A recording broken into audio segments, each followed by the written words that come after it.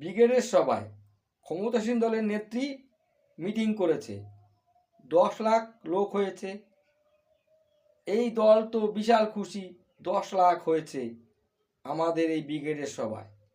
কিন্তু না, ওই সভাতে 10 লাখের মধ্যে বেশিরভাগটাই ভেজাল। কারণ তারা গেছে ওই মিটিংয়ে ভয়ে, কারণ কেউ অটো চালায়, যদি মিটিংয়ে না যায় তাহলে অটো চালাতে দেবে না। কেউ রাস্তায় টোটো চালায়, সে যদি মিটিংয়ে না যায় ওই দলের, তাহলে তাকে টোটো চালাতে দেবে না।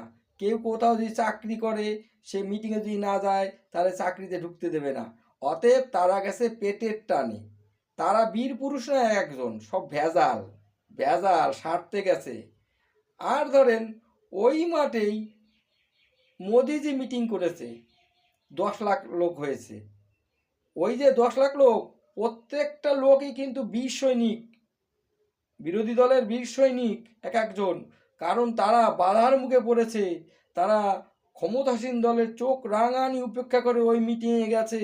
তাদের মধ্যে কোনো ভেজাল থাকে না, সব কয়টা লোকই সঠিক থাকে, সলিড থাকে। এইটা একটু মিলিয়ে নেবেন, আমি ঠিক বললাম না ভুল বললাম। কারণ তাদের অনেক বাধা, তারা বাড়ি ফিরবে সেটাও ভয়, বাড়িতে এসে তারা মার খেতে পারে এটাও ভয়।